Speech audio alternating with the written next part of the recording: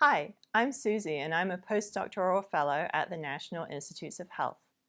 Imagine if someone snuck into a factory and reprogrammed the machines to start making what they wanted. The factory's owner would probably want to beef up security at their factory and figure out which machines were tampered with. Well, something similar happens in our bodies when a virus infects our cells. Viruses sneak into our cells and reprogram their tiny biological machines so that they start making molecules the virus needs instead of what the cell needs. In my lab at NIH, I'm trying to figure out how a particular virus called hepatitis delta virus, or HDV, tampers with cells' machines. HDV is one of 5 viruses that can cause serious liver disease called hepatitis, which can lead to liver cancer or even kill a person.